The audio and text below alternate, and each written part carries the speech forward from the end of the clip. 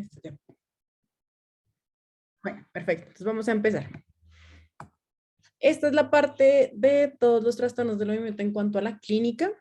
Esta es toda la bibliografía que yo usé. Me basé un poco en artículos, pues digamos que para cada patología, pero además de eso, pues les recomiendo los libros de semiología que son muy buenos.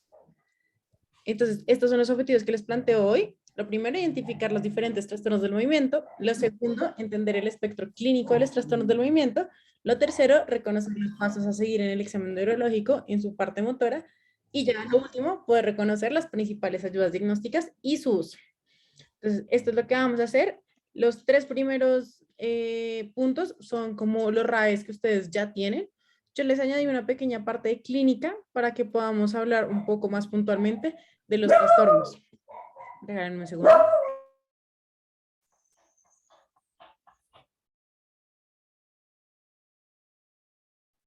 Listo, empecemos. Entonces, lo primero son los trastornos del movimiento como tal, hablar de su parte no motora.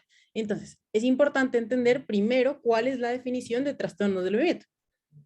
Y son finalmente síndromes neurológicos en los que puede haber tanto un exceso o una disminución de los movimientos, ya bien sea de los automáticos o de los voluntarios. Y esto puede estar relacionado con debilidad o con espasticidad o no está relacionado con ninguno. A algunos se le ocurre porque hay síntomas no motores. Oigan, y antes de continuar, pues como les puedo dar gomitas, si es que sí, cuando apenas me respondan por micrófono o por chat, pues ahí quedan sus nombres para que yo sepa y les dé la gomita en la próxima tutoría. Entonces, ¿a quién se le ocurre por qué hay síntomas no motores en los trastornos del movimiento? ¿Por qué hay más de una vía dopaminérgica? Sí, muy bien. ¿Por qué más?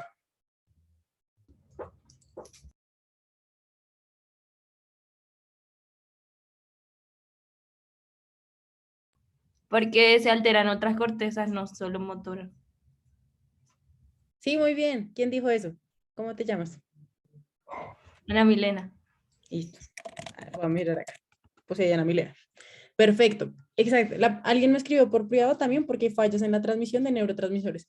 Todo lo que han dicho es muy importante. Lo que uno tiene que entender es que los ganglios basales, claro, su función principal va a ser toda la parte motora, pero no se encargan únicamente de la parte motora y no están interconectados únicamente con las vías motoras. Realmente en el cerebro ustedes se dan cuenta que todo está interconectado. Entonces, al afectar uno una vía o al afectar uno un neurotransmisor, pues se va a desencadenar todo. Entonces, como ustedes bien lo dicen, pues hay una disfunción de todos los circuitos del cerebro y los ganglios basales se ha visto que tienen una gran regulación afectiva y conductual. Esto pues como que se ha dado cuenta porque tiene ciertas proyecciones a la corteza. Aquí yo les traje una tabla de uno de los artículos que yo leí donde hacen algo de estimulación cerebral profunda y esto lo que uno hace es como estimular núcleos profundos del cerebro, donde uno se ha visto que son como los targets como para el tratamiento de estas patologías. Pero si ustedes se dan cuenta, aquí solo tenemos estriado ventral, accumbens, globo pálido, subtalámico y hasta ahí vamos en ganglios basales. Y si ustedes se dan cuenta, ahí ya estábamos hablando de estimular para tratar depresión mayor, adicciones, algo de TOC y algo de Tourette. Entonces, si se dan cuenta, tiene una gran relación con todo lo psiquiátrico y eso, pues es muy chévere porque se ha visto mucha investigación referente a eso. Y a mí me parece chévere. Entonces, en cuanto a los circuitos, como les decía, tenemos circuitos motores y no motores. Cada circuito van a ser de la corteza. La corteza siempre es la que nos va a dar como el motor para poder hacer todo el trayecto que tenemos que hacer. Entonces, ustedes se dan cuenta, aquí tenemos no solo corteza motora, sino también algo de corteza visual y algo de corteza límbica. Entonces, si ustedes se dan cuenta, todos van a ser como relevo en una parte de los ganglios basales, ya bien sea en el putamen, en el caudado o en el estriado. Y siguen por su vida de los ganglios basales hasta que vuelven a hacer un relevo para volver a la corteza. Eso es como lo que uno ve principalmente. Esperen que tengo como dos comentarios. ¿Qué es eso de accumbens? O sea, el de arriba, creo que te refieres.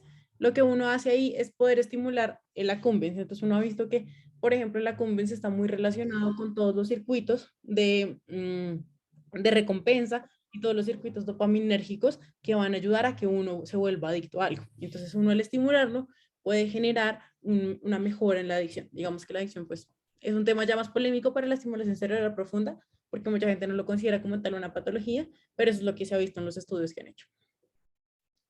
Esto que les traigo acá es una tabla comparativa entre Parkinson y Huntington en cuanto a sus manifestaciones no motoras. Entonces a mí me pareció muy chévere porque si ustedes ven acá, lo divide en sus funciones ejecutivas. Entonces les voy a hablar tanto de cómo las funciones ejecutivas a grandes rasgos van a estar afectadas, que si ustedes se dan cuenta, la atención principalmente está sumamente afectada, al igual que la memoria de trabajo. Digamos que todo esto de planear una acción, poder organizarla y poder llevarla a cabo, también está afectada en ambos. Y además de esto, vamos a tener alteraciones en el habla y en las funciones visoespaciales y pues en las motoras, como ya sabemos. Esto me parece chévere como para que lo revisen más tarde. Listo. En cuanto a la enfermedad de Parkinson, yo encontré que el 80% de los pacientes van a tener un deterioro cognitivo. Este deterioro no va a ser como súbito, es algo que se va dando a lo largo de la enfermedad y se ha visto que se relaciona mucho con el avance también de la edad. Entonces, a medida que un paciente envejece, también aumenta la probabilidad de que tenga un deterioro cognitivo. Va a tener una demencia muy parecida a la de los cuerpos de Lewy, que es una demencia donde hay unas como inclusiones, unos núcleos de alfa-sinucleína y esto es lo que finalmente va a alterar todas las demencias subcorticales. En las demencias subcorticales, o pues digamos en las demencias causadas por alfa-sinucleína, uno tiene 3 puntuales. El Parkinson, la demencia de Lewy y falta una. ¿Alguno de casualidad sabe cuál es?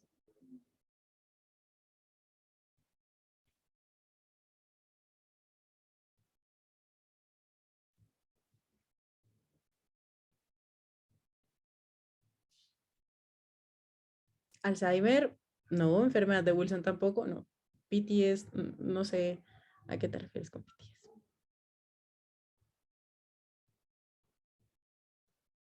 Bueno, atrofia, muy bien. ¿Atrofia qué? La pregunta es, ¿cuál es la tercera demencia que uno tiene por alfa-sinucleína? Entonces tenemos demencia de Lewy, Parkinson y atrofia multisistémica. Muy bien, María Alejandra, es esa. Es atrofia multisistémica. Entonces, para que no se les olvide, esas son las 3 patologías que tenemos causadas por alfa-sinucleína. Se ha visto que hay además una asociación con la depresión. El 35% de estos pacientes van a desarrollar depresión, pero no se ha encontrado además de un mecanismo fisiológico, se ha encontrado que hay una alteración social. Es decir, el diagnóstico de Parkinson per se es algo que va a generar pues, depresión en los pacientes, porque finalmente es una enfermedad crónica que no se va a poder como pues detener mucho en el tiempo, sino que solo va a empeorar. Entonces, por eso los pacientes como que sienten mucha depresión y mucha ansiedad en el momento que son diagnosticados y por lo general a lo largo de la enfermedad se sienten muy mal consigo mismos porque hay muchas actividades de su vida diaria que no pueden realizar, hay muchas cosas que ya no disfrutan igual. También se ha visto psicosis con síntomas positivos. ¿Alguno sabe qué son los síntomas positivos?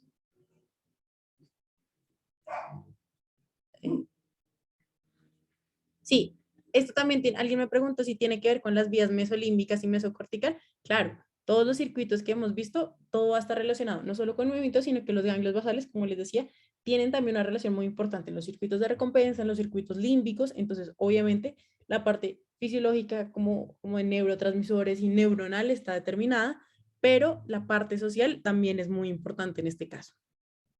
Bueno, la psicosis con síntomas positivos es principalmente alucinaciones. Entonces ellos van a tener alucinaciones muy puntuales que son como quedarse quietos y ver que algo les está pasando por el lado sin necesidad de verlo. Es como si su mirada periférica identificara como fantasmas.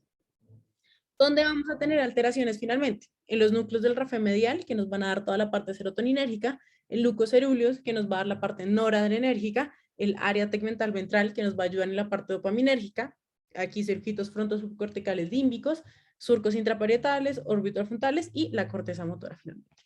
Entonces, esta tablita les resume los principales síntomas motores, que es bradicinesia, rigidez, inestabilidad postural, cambios en la marcha, temblor en reposo, y los síntomas no motores, el deterioro cognitivo, la psicosis, la depresión, la ansiedad, trastorno de control de impulsos, apatía y trastorno de sueño.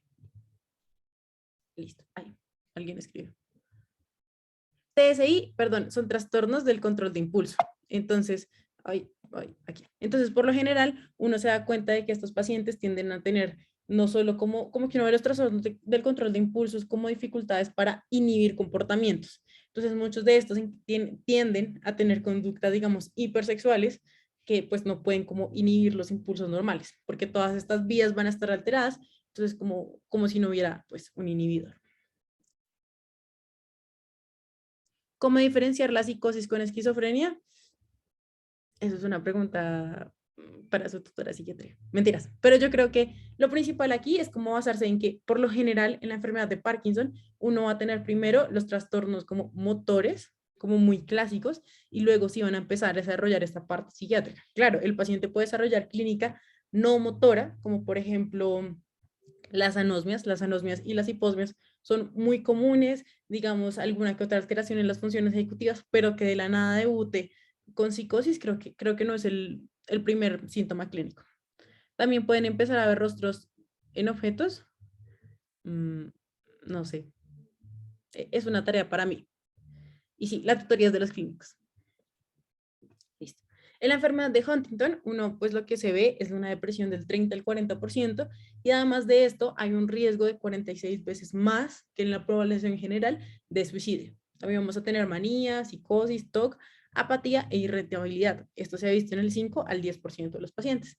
Y aquí son muy importantes los cambios en la personalidad. Entonces vamos a tener desinhibición, inestabilidad afectiva, agresividad, puerilidad e irritabilidad. ¿Alguno sabe qué es puerilidad?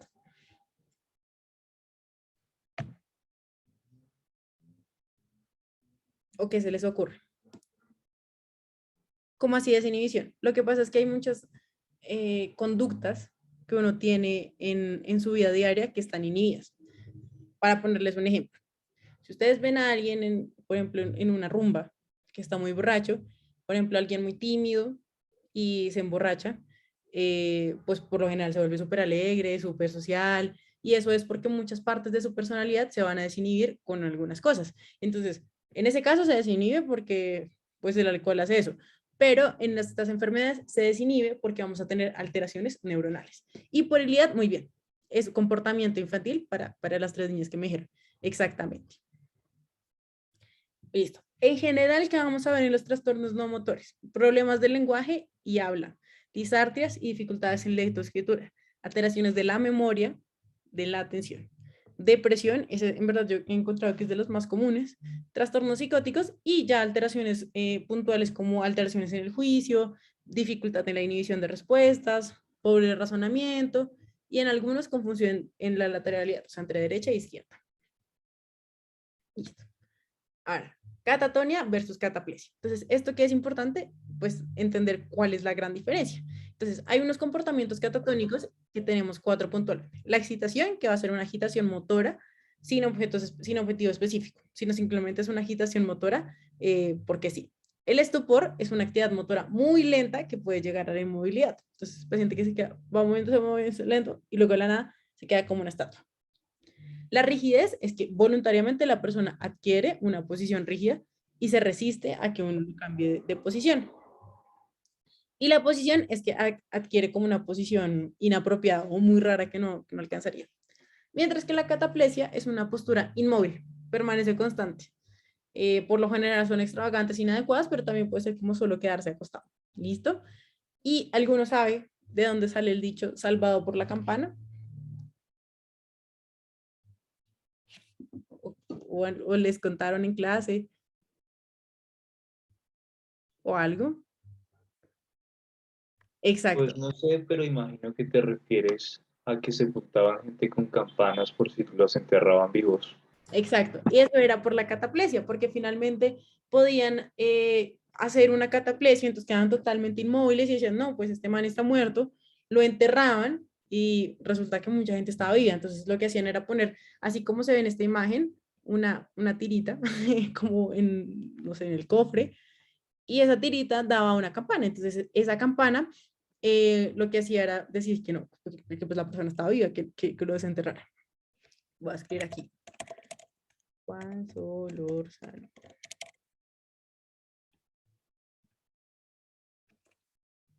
Listo. Hasta ahí. ¿Dudas, preguntas? ¿Seguimos?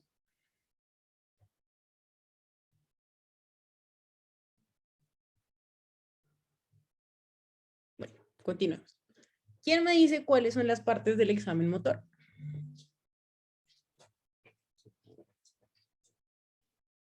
Bueno, marcha, coordinación, fuerza, tono, sí, muy bien.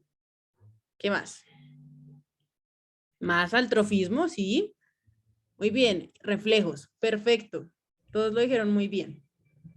Y los reflejos musculotendinosos. Entonces, lo primero que uno tiene que saber para empezar su examen motor es primero saber si su paciente camina o no. Hay muchos pacientes que no caminan y eso está normal, entonces ustedes simplemente en la historia clínica ponen como marcha no evaluable. Segundo, ustedes tienen que ver si su paciente tiene alguna alteración puntual. Si de pronto no tiene una extremidad, si de pronto pues tiene alguna espasticidad, algo muy puntual que ustedes tengan que documentar en la historia clínica a simple vista. Y tercero, preguntarle a su paciente si escribe con la derecha o con la izquierda, o si no sabe escribir, no importa, sino uno tener claro cuál es la lateralidad del paciente. Por lo general, uno tiene una lateralidad para todo. La gente que juega fútbol y hace esas cosas como deportes dice, como no, es que con la mano soy diestro y con la pierna soy zurdo, o pues al revés. Entonces, para empezar la marcha es muy importante saber verlo desde el principio. Si ustedes se acuerdan en la teoría de semiología, les dijimos que una cosa es evaluarlo en el momento en el que ustedes ven a su paciente y se acerca a ustedes, ¿cierto? Ya bien sea al consultorio, ya bien sea a urgencias o porque ustedes lo están buscando. Luego de esto, lo que uno le dice al paciente es como, muy bien, señor, camine hasta allá, puede ser hasta la siguiente pared, en puntas de pies. Luego le van a pedir que se devuelva en talones. A veces los hacen devolverse caminando para atrás, pero pues uno por lo general no tiene tanto tiempo. Entonces, yo aquí les traje varias marchas, como de cómo funcionan y como de uno que vería en estas, pues como en estas marchas tan típicas, ¿no? Entonces vamos a ver el primer video. Vamos a ver si carga. And then we'll have difficulty as far as initiating gait. When the gait is initiated, there are small steps. Oftentimes there's a tremor associated with Entonces, this. lo que aquí sucede es And que as the gait en esta marcha parkinsoniana, como se ve en la enfermedad de Parkinson, uno lo que tiene es una dificultad para iniciar y para finalizar el movimiento. Y esto es pues finalmente por toda la fisiopatología que tiene la enfermedad. Entonces aquí que es muy importante, ver eso, la dificultad de iniciar el movimiento. Segundo, ver que por lo general se flexionan hacia adelante, tienen un poquito los brazos encogidos y caminan muy rápido en pasos pequeñitos. ¿Listo? La marcha en este paje, voy a quitarle el sonido.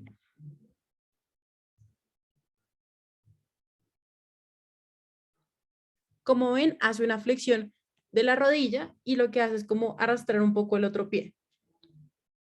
Eso, un segundo. Aquí. Ya. La marcha atáxica o cerebelosa, que finalmente es como la marcha del borracho que les hemos dicho varias veces, lo que hace es aumentar el polígono de sustentación porque siente que se va a caer. A veces incluso dan pasos más grandes por eso, pero pues, lo importante aquí es que se acuerden que aumenta el polígono de sustentación. La marcha hemipléjica es pues, como van a ver, la persona hace un semicírculo. Esta pierna con la que hace un semicírculo va a estar extendida, no va a doblar la rodilla y pues al completar como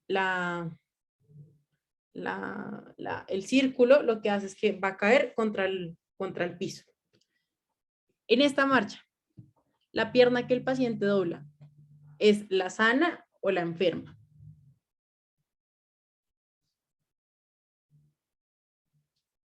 La zona, ¿no? Sí, porque lo dudan, sí. Esperen que me escriban varias cosas. Ver la amplitud, la distancia y la dismetría del movimiento al ejercer la marcha. Hemipléjica y hemiparética es la misma, sí. Paje y tabética es la misma, sí. ¿Listo? Continuando. La coreica es finalmente como se ve en todas las cosas coreicas. Entonces, como si el paciente estuviera bailando. Entonces, no hay una forma simétrica de caminar, es un poco descompensado. Entonces, pues aquí es como un poco más evidente. La cerebelosa es la táxica. and then we'll have difficulty as creo que ya, perdón. Listo, continuando. La fuerza. Entonces, La fuerza se va a expresar de forma activa, entonces uno qué tiene que hacer, pidiéndole al paciente que haga fuerza con los movimientos, uno también lo puede evaluar de forma pasiva y pues finalmente lo que uno debe hacer es palpar el músculo explorado y observar si existe o no contracción. Obviamente, dependiendo del panículo adiposo de cada paciente, pues va a ser más fácil o menos fácil de evaluar. Entonces, ¿cómo lo vamos a evaluar? Con esta escala. Entonces, la escala del Medical Research Council lo que nos dice es grado 0 si no hay contracción, grado 1 si hay contracción muscular, grado 2 si hay movimiento activo sin la gravedad, es decir, que solo puede hacerlo en el plano horizontal. Grado 3 si hay movimiento activo contra gravedad, entonces el man puede subir un poco el brazo, pero no como vencer la gravedad. Grado 4, movimiento activo contra gravedad y resistencia. Y grado 5, normal, la que digamos que todos deberíamos tener. ¿Listo? Debilidad o paresia, entonces, ¿qué vamos a tener? Una fuerza muscular disminuida. Y la plejía es una falta como tal de fuerza muscular. Entonces, acuérdense, paresia es menos, pero plejía ya no hay nada. Aquí yo les puse varios dibujos de uno cómo debe evaluar la fuerza. Entonces, la fuerza se evalúa de forma cefalocaudal. Entonces, en este caso, ustedes ven cómo evalúan músculos del cuello, cómo evalúan trapecios, serratos, de pronto algo de dorsales anchos. Aquí ya más un poco de bíceps, tríceps, músculos flexores y extensores del antebrazo. Aquí ya supinadores y rotadores de la mano, los flexores y extensores de los dedos. Aquí seguimos en los dedos. Aquí todo miembro inferior. Y finalmente el pie. A veces es muy difícil evaluarlo así en el hospital porque uno realmente no tiene el tiempo que uno quisiera para evaluar a un paciente. Entonces, ¿qué les recomiendo yo y cómo lo hago yo? Yo normalmente le digo al paciente, bueno, vamos a evaluarle la fuerza. Entonces le digo, usted tiene que vencer mi fuerza, ¿cierto? Y empiezo. Le evalúo primero los hombros y le digo que suba los hombros lo más fuerte que pueda y uno le hace fuerza. No le pueden hacer la fuerza más dura del mundo porque pues seguramente el paciente no va a poder con tanta fuerza si son muy fuertes, pero pues uno intenta ponerle como algo de resistencia. Para los brazos, yo le pido primero, es que vamos a parar, como así, y que me empuje el brazo, ¿cierto? Esa es la primera. Le digo que doble el brazo y me empuje el antebrazo. Para la pierna, normalmente están sentados, entonces con la pierna, pues con el muslo, le digo que lo suba y ya con la pierna le digo que me empuje hacia adelante. Con el pie, pues fácil, ustedes lo cogen y le dicen, no, pues baje o suba y ustedes lo evalúan. A mí me parece que esa es la forma como más fácil, ustedes evalúan, digamos que los grandes grupos musculares sin necesidad de demorarse tanto. Listo. El tono y el trofismo. Entonces, tono principalmente va a ser toda la tensión muscular o resistencia normal cuando no hay un movimiento activo, es decir, cuando el paciente está en descanso o no está haciendo nada. Entonces, aquí lo importante a tener en cuenta es cuando vamos a tener hipotonía y cuando vamos a tener hipertonía. Entonces, la hipotonía por lo general van a ser lesiones periféricas, o sea, van a ser síndromes de motoneurona inferior, mientras que la hipertonía van a ser más lesiones de motoneurona superior. En el trofismo, pues ya lo que vamos a hacer es evaluar el volumen muscular. Entonces aquí tenemos pues dos opciones, que haya atrofia muscular o que haya hipertrofia. ¿A alguno se le ocurre cuál es una causa muy común de atrofia muscular?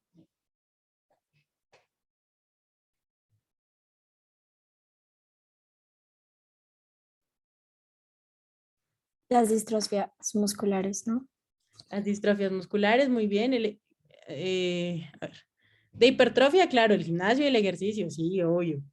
El sedentarismo es una muy buena opción, pero lo más importante que ustedes tienen que tener en cuenta antes de pensar en una patología, digamos, ustedes evalúan un paciente a largo plazo, un viejito, por ejemplo, con Parkinson, el man medio se mueve en su casa, está flaquito, muy probablemente este paciente va a empezar a tener una atrofia por desuso. Esas atrofias por desuso son simplemente que los músculos empiezan a perder todos sus componentes porque pues no los usan. En verdad nadie los usa, entonces pues también como que no hay nada que los mantenga. Listo. Muy bien, entonces ahora vamos a hablar de rigidez y espasticidad. Bueno, acá ya dice el nombre del signo. Entonces, esto ya no cuenta. Pero, ¿quién sabe cuál es el nombre de este signo en español? Rueda dentada. Muy bien, exacto. Entonces lo que vamos a evaluar aquí es la rigidez. Por lo general, lo que vemos es que en este caso el paciente siempre va a tener algo de resistencia al movimiento. Y si fuéramos a evaluar la espasticidad, ¿qué haríamos? ¿Qué signo buscaríamos? De navaja. Ajá, muy bien, el signo de la navaja. Entonces, en el signo de la navaja, pues como a mí me lo explicaron, es como si uno sacara una navaja suiza. Entonces, por lo general, uno al principio no va a tener, digamos que la fuerza como tal para vencer la resistencia, pero finalmente cede. O sea, esa es la gran diferencia. En mi parcial, a mí me preguntaron qué signo se utilizaba, pues como qué prueba o qué signo se utilizaba para la rigidez. Listo. Para los reflejos, entonces, ¿qué vamos a hablar? Pues qué reflejos hablamos principalmente los osteotendinosos. Entonces, ¿qué vamos a hacer? Generar un estímulo, ya bien sea en el tendón, en un periósteo, un hueso o aponeurosis, y desencadenar todo el arco reflejo. ¿Alguno sabe cómo funciona el arco reflejo?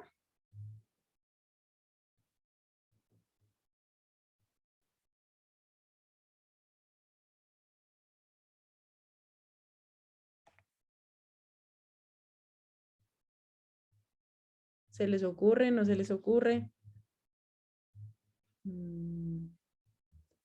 Sí, la pregunta es, ¿cómo funciona el arco reflejo?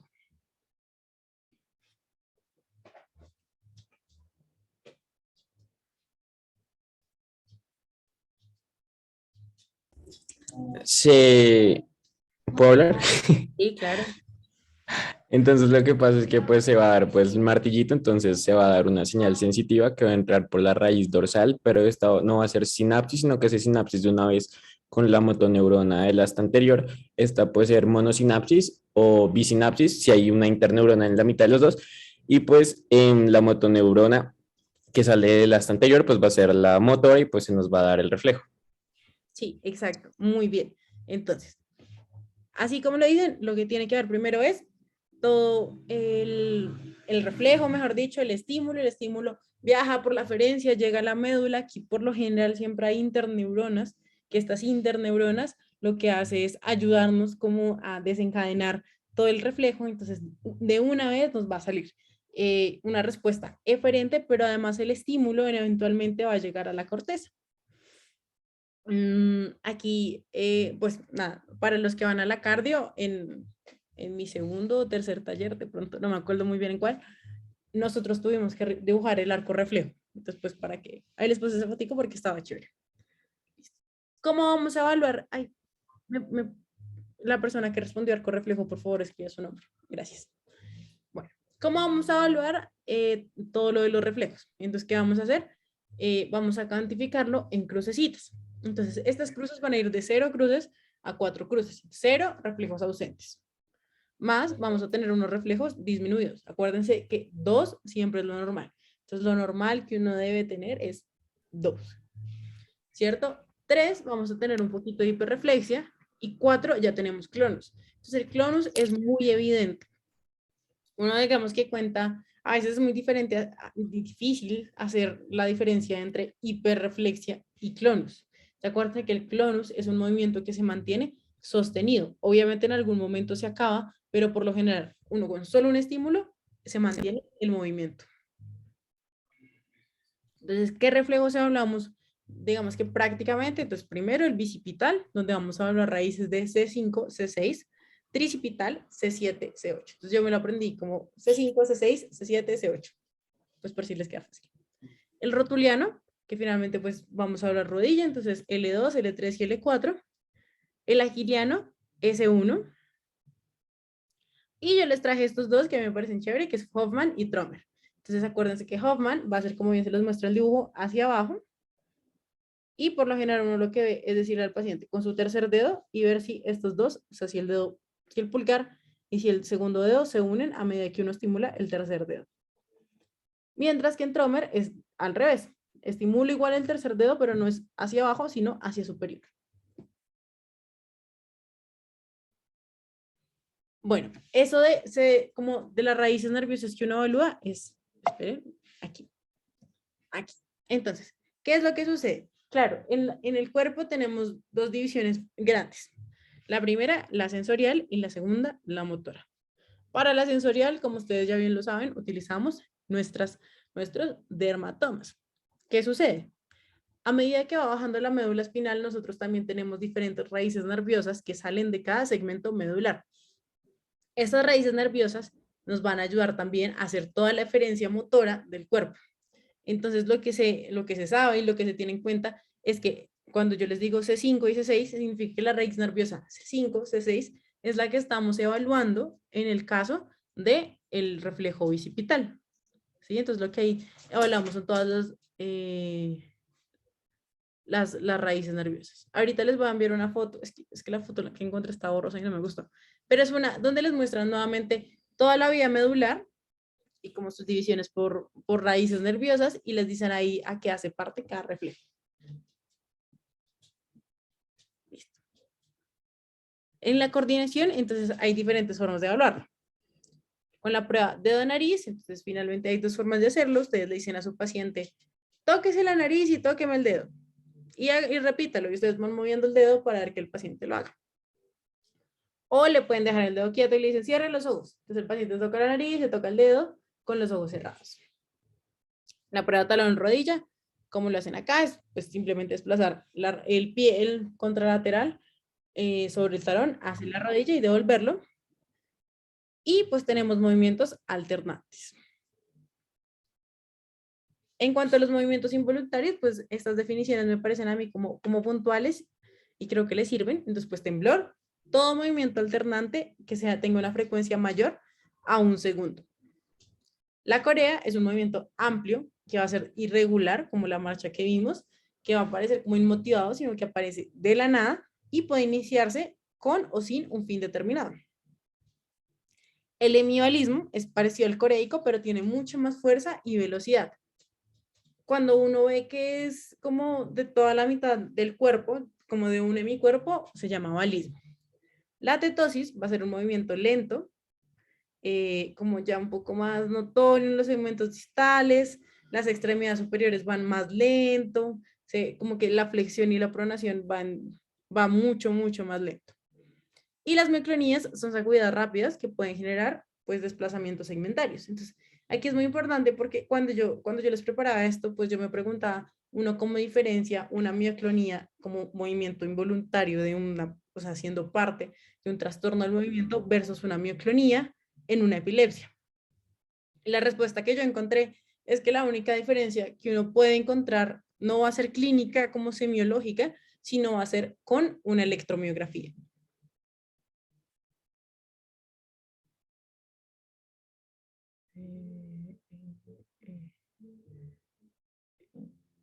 También otra diferencia. Sí, el valismo hace movimientos más distales y la corea hace movimientos más proximales. Alguien, esperen. Listo, perfecto. Hasta ahí. ¿Dudas? ¿Preguntas? ¿Continuamos? ¿No continuamos?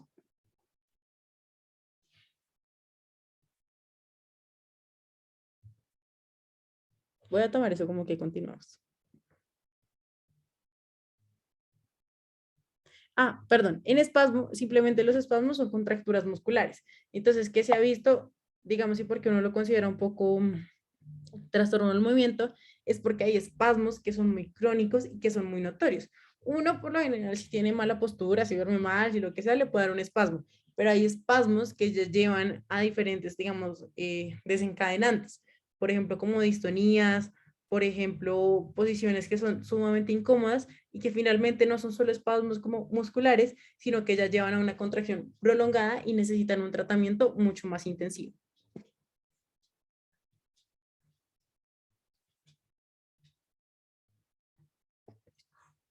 Las otras ya se las contesté, perdón. Listo. Entonces vamos a empezar con las ayudas diagnósticas. A mí me preguntaron mucho este de ustedes porque no sabían si irlo por patologías o como por ayudas. Yo se los digo un poco por ayudas y más adelante vamos a ver un poco de patologías. Entonces, lo primero, el test de orina y de sangre. Entonces, ¿qué vamos a poder ver? Por ejemplo, en la enfermedad de Wilson. ¿Alguno sabe por qué se da la enfermedad de Wilson? ¿O cuál es la fisiopatología de la enfermedad de Wilson? Un trastorno del metabolismo del cobre. Exacto, muy bien, Isabela. Espera. Isabela. Listo, perfecto. Entonces, esa alteración del metabolismo de cobre uno la puede ver en diferentes formas. Entonces, lo primero va a ser en el cobre en suero o en orina. Entonces, uno lo puede tomar como más de 100 microgramos de cobre o ceruloplasmina o más de 40 microgramos con esta manifestación clínica que ustedes ven aquí. ¿Quién sabe cómo se llama esa manifestación clínica?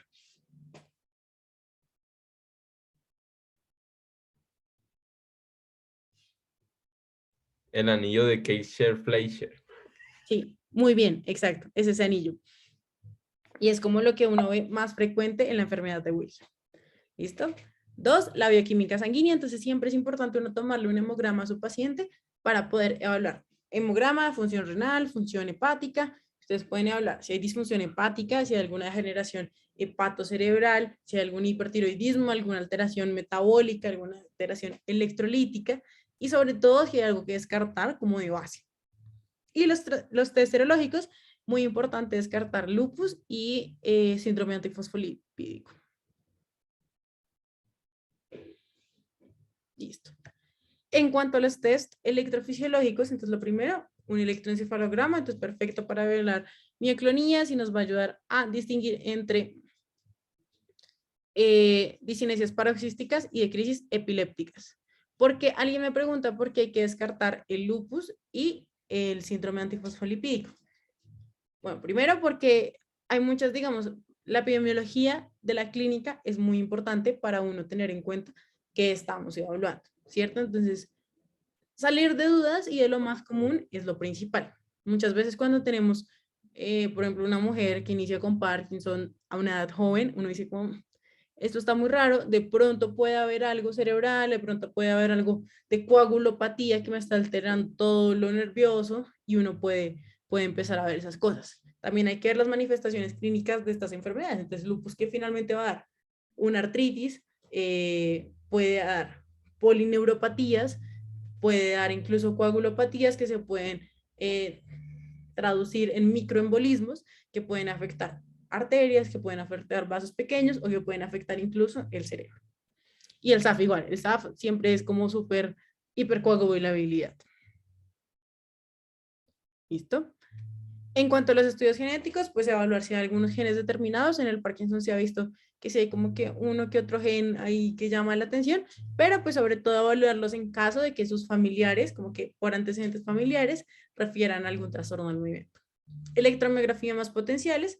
Entonces finalmente lo que vamos a hacer es determinar el nivel de afectación de un mioclonus o pues de la lesión, y el estudio puede realizarse ya sea con electromiografía normal o un acelerómetro.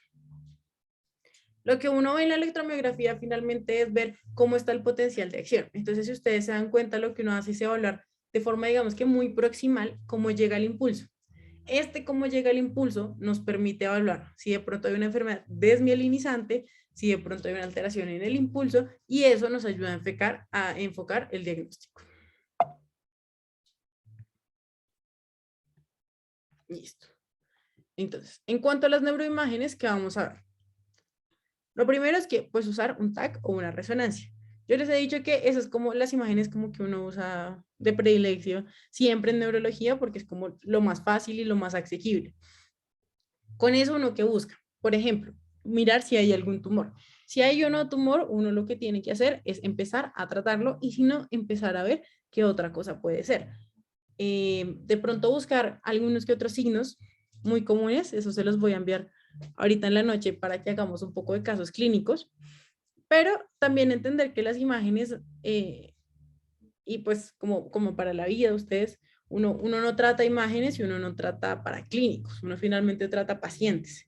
Entonces siempre acuérdense que la clínica es lo que manda, entonces uno lo que busca con una imagen es ya bien sea corroborar su diagnóstico o finalmente descartar el diagnóstico. Entonces, uno tiene que ver si de pronto hay alguna atrofia de los ganglios basales, si de pronto hay un edema en los ganglios basales, y uno ve por ahí como que se ve un poco de hidrocefalia porque los ventrículos están más agrandados, pero el paciente no parece con hidrocefalia, entonces uno dice, no, de pronto hay degeneración de los ganglios basales, y eso es como de las principales cosas que uno tiene que tener en cuenta.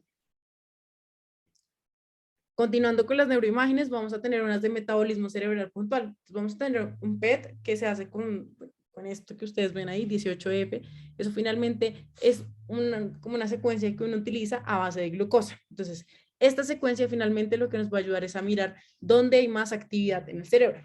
Entonces, el PET uno lo puede hacer en todo el cuerpo, yo los he visto de cuerpo entero, pero como este que les traigo acá, lo que hacen es uno ver. Este es el cerebro normal. Las partes que uno ve en rojo son las partes que más actividad tienen. A medida de que cambia su color azul es la parte que menos actividad tiene. Entonces, si ustedes se dan cuenta aquí, donde estarían ubicados los ganglios basales, hay una buena actividad. Finalmente, lo que sucede en un paciente con Parkinson es que, si ustedes se dan cuenta, la actividad está como entre amarilla, verde, es decir, la actividad ha venido disminuyendo. Entonces, muy importante porque nos ayuda a diagnosticar Parkinson y otras formas atípicas del Parkinson. Ahora, el SPECT, que nos va a ayudar a evaluar qué tantos transportadores de dopamina vamos a tener. Entonces, es muy importante porque también nos va a ayudar a evaluar pues la enfermedad de Parkinson y a poder hacer un diagnóstico diferencial. Entonces, igual que el anterior. Donde hay rojo es donde hay más. Si ustedes ven azul, pues no hay nada. Y eso es lo que uno tiene que ver con el tiempo. AMS es atrofia multisistémica y PSP es parálisis supranuclear. Listo. Aquí hay otra imagen de metabolismo cerebral, entonces vamos a tener el PET con dos formas diferentes. Entonces, lo que nos va a ayudar es a mostrar la reducción de transportadores vesiculares de monoaminas tipo 2. Entonces, esto lo que va a hacer es mostrarnos si de pronto cuando está saliendo la dopamina de su célula y se va a transportar, hay una alteración en ese empaquetamiento de vesículas. Y finalmente, esta es una imagen donde se les compara todo. Entonces, a mí me pareció súper chévere porque aquí tenemos el PET que yo les nombro en este momento, donde vamos a ver todas las vesículas. Entonces, como ven, rojo hay, aquí está como verde amarillo, no hay. El SPECT que veíamos previamente, entonces aquí no, digamos que no utilizan tanto color, sino que lo hacen más como en blanco, pero entonces uno sabe que donde está como muy blanco es porque hay una alta concentración de los receptores. Entonces, aquí hay en una persona normal, alta concentración, y en una persona con Parkinson, ya muy poca concentración. Y en el otro PET, lo mismo. Listo. Hasta ahí. ¿Dudas, preguntas? ¿Continuamos, no continuamos?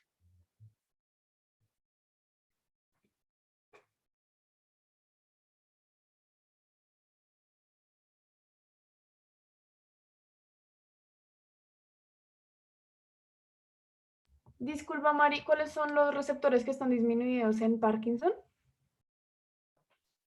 ¿Cuáles son los receptores que están disminuidos en Parkinson? ¿Quién me dice? Muy bien, los Pues de de dopamina, ¿no? Ajá, exacto, muy bien. Entonces, lo importante aquí es saber que ustedes, pues que ustedes identifiquen qué va a hacer cada vía. Entonces, la vía directa lo que nos va a hacer finalmente es hacer movimientos. Es la que dice, vamos a mover esta vaina. La vía indirecta nos va a ayudar a disminuir los movimientos antagonistas, es decir, movimientos que no necesitamos. La vía hiperdirecta también nos ayuda a detener el movimiento. Entonces, lo que se ha visto es que en la vía directa y en la vía indirecta hay una relación importante con la dopamina, sobre todo con D1 y con D2. ¿Por qué? Porque D1 va a ser excitatorio y D2 va a ser inhibitorio. Entonces, lo que sucede es que hay menos uso de estos receptores, entonces hay menos uso de la dopamina. Es por eso que si ustedes se dan cuenta, para el paciente de Parkinson es tan difícil iniciar el movimiento y tan difícil como disminuir el movimiento, ¿sí? Como suspender el movimiento. Entonces, los receptores que están afectados, dopamina, D1 y D2. Sí, entonces el PET por lo general nos mira más que todo el metabolismo. Entonces, es lo que yo les nombro aquí. Les voy a mostrar un poco más de toda la actividad como tal metabólica. El SPECT, uno digamos que lo utiliza para cosas muy puntuales. Entonces, es lo que yo les decía, un poco de receptores, un poco de vesículas. Entonces, claro, ambos te están midiendo a grandes rasgos metabolismo cerebral, ¿sí? La diferencia es que uno para el PET siempre lo utiliza para metabolismo cerebral como tal. Claro, cuando uno cambia el radiofármaco, pues cambia también como lo que uno está buscando. Entonces, pues de pronto eso. Siempre en todos los movimientos anormales se van a hacer pruebas de PET y SPECT menos actividad. No, digamos, en una corea. En una corea, pues no hay disminución de los receptores, sino al revés, hay una mayor actividad y por eso hay tanto movimiento. Entonces, de pronto en una corea, no, pues no tengo el PET de una corea, pero de pronto en una corea uno alcanza a ver mayor actividad. Si quieren, más tarde les busco una imagen de algún PET o SPECT de una corea y se los mando. Continuando. Entonces, en la clínica vamos a hablar de tres patologías puntuales. Lo primero, Parkinson. Entonces, la enfermedad de Parkinson, como les decía, es un trastorno crónico, progresivo e incapacitante, que se va a caracterizar tanto por síntomas motores como no motores, como ya vimos. El 1% en Estados Unidos es como la cantidad de gente que tiene Parkinson. Y se ha visto que es la segunda condición neurodegenerativa más frecuente y que además es más común en hombres que en mujeres. La etiología, como bien lo nombrábamos, una pérdida celular dopaminérgica. Entonces, ¿qué vamos a tener? Hipoactividad de la vía directa, o sea, no puedo iniciar movimiento, e hiperactividad de la vía indirecta e hiperdirecta. Entonces, no puedo suspender el movimiento. ¿Cuál vamos a tener? ¿Cuál va a ser la clínica principal que vamos a tener? Temblor, rigidez, bradicinesia o asinesia, inhabilidad postural y desorden de la marcha. Entonces, aquí hay una tarea para el que quiera ganarse un punto para el concurso en la tutoría de hoy. Y esa tarea es finalmente mandar por el grupo cuál es la diferencia entre Parkinson, Parkinsonismo y Parkinson Plus. Y el que lo envíe, pues se gana un punto. Pero por el grupo de WhatsApp, no por acá. Mari, pero ¿por qué hay una hiperactividad de la vía indirecta?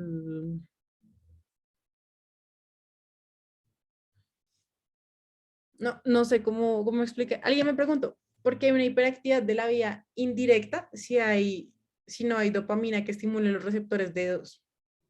Es una muy buena pregunta, a la cual no sabría cómo explicarlo en este momento, pero más tarde por el chat les comento. Listo. Entonces, alguien me escribió. Yo creo que yo puedo medio decir, creo. Claro, dilo. Según lo que yo tengo entendido, ¿no? Entonces, es porque normalmente la vía indirecta lo que va a hacer es como inhibir los movimientos, ¿sí? Pero como no hay dopamina, pues va a ser el efecto contrario, que es medio hiperactivarse, o sea, generar menos inhibición. Entonces, por eso es que está hiperactiva. Sí, no lo pudiste explicar mejor. Yo de pronto me enredo un poco. Pero finalmente lo que sucede es eso. Uno tiene, como les decía, las tres vías y la finalidad de las vías es tanto generar el movimiento como suspender el movimiento. Entonces, era algo que yo le explicaba a algunos de ustedes y es como si uno inhibe al inhibidor, de pronto el otro queda activado. Entonces, pues yo creo que en este caso es lo mismo. Si yo intento inhibir a uno, pero el otro me queda, pues se va a sobreactivar. Esta tabla es de uno de los artículos que les subimos, entonces aquí les muestra todos los, como la tendencia clínica que hace el paciente, entre esos pues como síntomas como premotores, o sea que aparecen antes de la fase motora, entonces constipación, anosmia o movimientos, cambios en el sueño, depresión, y ya más adelante vamos a tener pues depresión, las alucinaciones que yo les contaba, poco de pérdida de la memoria, algunas alteraciones autonómicas, y además de eso vamos a tener alteraciones en el sueño. Entonces, lo más común va a ser el insomnio. Y aquí les muestro otra vez como los síntomas cardinales. Esta es otra tabla que a mí me pareció muy chévere porque les muestra todo el espectro clínico del Parkinson. Entonces, cómo se va a desarrollar a lo largo toda la parte clínica del paciente. Entonces, hacia la parte más superior tenemos todas las alteraciones motoras y hacia abajo tenemos las alteraciones, pues digamos que no motoras. Entonces, si ustedes se dan cuenta, esta enfermedad no es como que de un día a otro ya anosmia y el otro día rigidez. Entonces, aquí es muy importante tener en cuenta que es un espectro clínico, como les digo, donde pueden haber diferentes manifestaciones en diferentes pacientes. Entonces, claro, el cuadro clínico por lo general clásico es la bradicinesia, la rigidez y el temblor, los cambios posturales, los cambios en la marcha, pero no significa que siempre vaya a ser así. Entonces, pues me pareció chévere porque se los digan como en las fases que uno podría tener en cuenta. Y pues la demencia que finalmente es como el deterioro principal que tiene el Parkinson. Listo. Entonces, Las coreas, entonces vienen de las palabras como bailar, como de coreografía. Entonces, por eso son movimientos tan alterados que son asimétricos y son como diferentes. Listo. Algunos saben, en la Corea de Huntington, cuando uno habla de una Corea juvenil, ¿a qué edad? O pues, sí, como cuál es el límite de edad.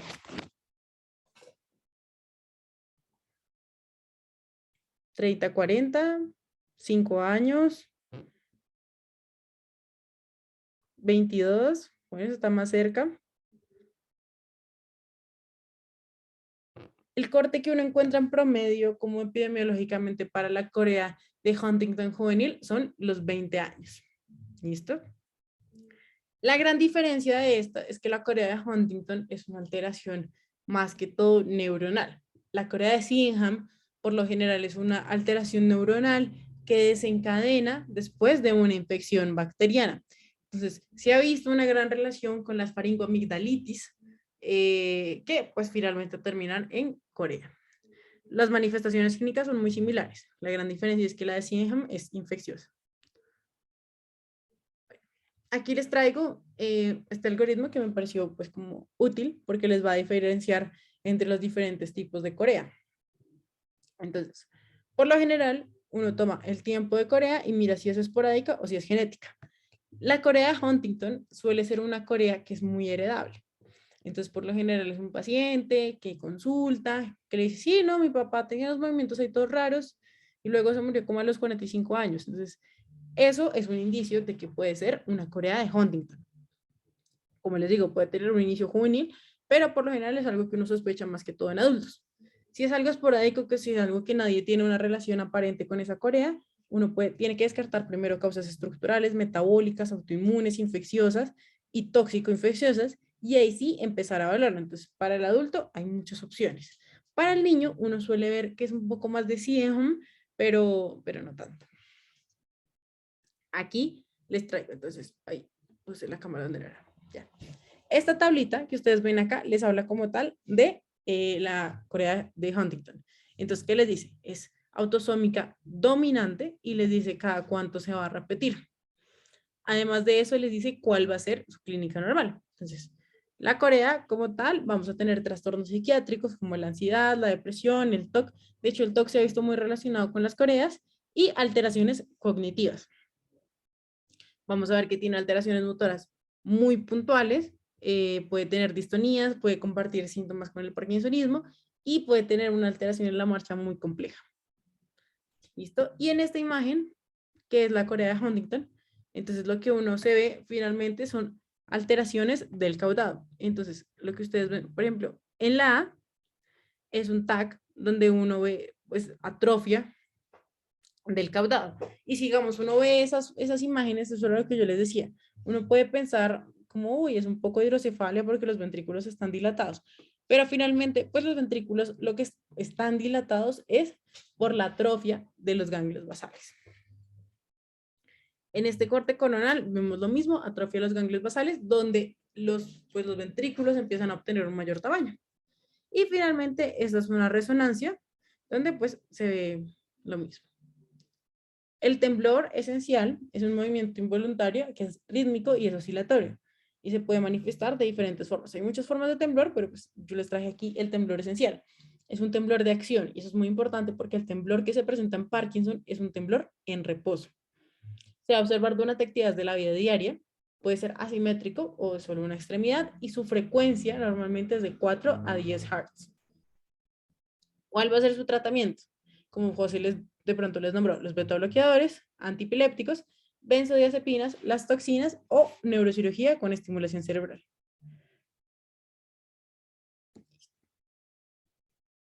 ¿Alguno sabe cuál es el tratamiento no farmacológico que utilizan las personas con temblor esencial y les funciona?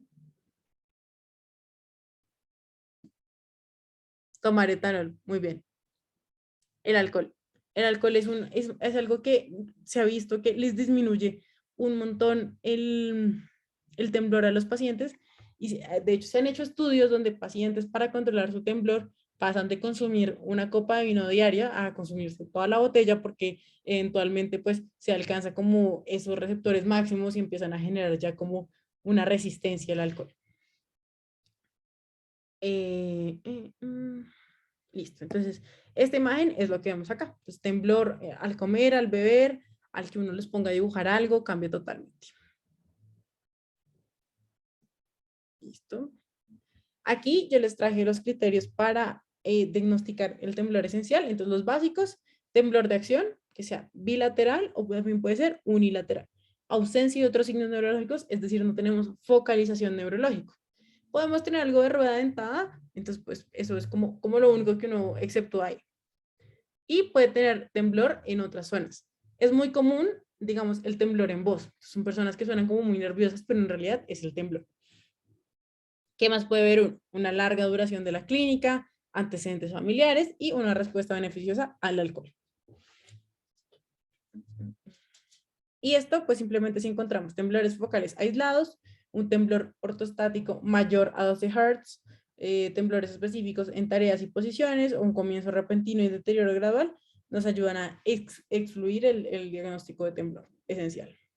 Y, ay, esto quedó mal, ahorita se los arreglo, pero es una gráfica donde les diferencian el temblor en reposo y el temblor de acción en cuanto a su clínica y en cuanto a su etiología. Listo. El síndrome de Tourette, yo creo que este es famoso y de pronto ustedes han visto a este señor que es como comediante que tiene Tourette.